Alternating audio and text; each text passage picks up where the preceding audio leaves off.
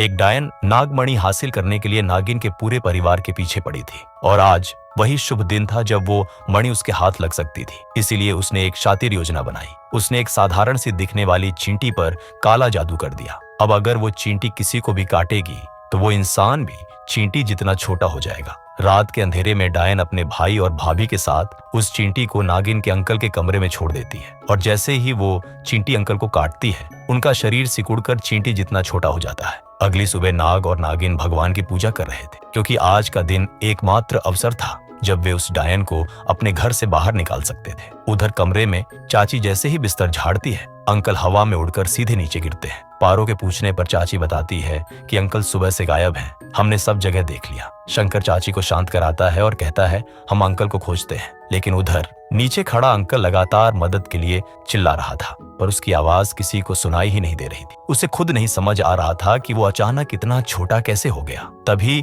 पारो के कहने पर शंकर उन्हें कॉल करता है। घंटी सुनकर अंकल पर्दे के सहारे रेंगते हुए अपने फोन तक पहुंचते हैं। वो फोन पर चढ़कर उसे उठाने की कोशिश करते हैं लेकिन कॉल कट जाता है। जैसे ही दोबारा कॉल आता है चाची को आवाज सुनाई देती है। वो फोन के पास पहुंचती है और उसके होश उड़ जाते हैं क्योंकि वहां उसका पति फोन पर खड़ा था जो मक्खी जितना छोटा हो चुका था। गगन उसे कहता है कि बाकी घर वालों को बुलाओ लेकिन तभी हमें उसके पीछे वो जादुई चींटी नजर आती है। इतने में शंकर भी उस कमरे की तरफ बढ़ता है और ठीक उसी वक्त सीमा कमरे से बाहर जाने ही वाली थी कि डायन सामने आकर उसका रास्ता रोक लेती है। डायन ने उसे बातों में उलझाया और अगले ही पल चींटी सीमा को भी काट लेती है और अब वो भी अपने पति जितनी छोटी हो चुकी थी। क्या शंकर अपने चाचा चाची को खोज पाएगा? आगे की कहानी के लिए वीडियो लाइक करें।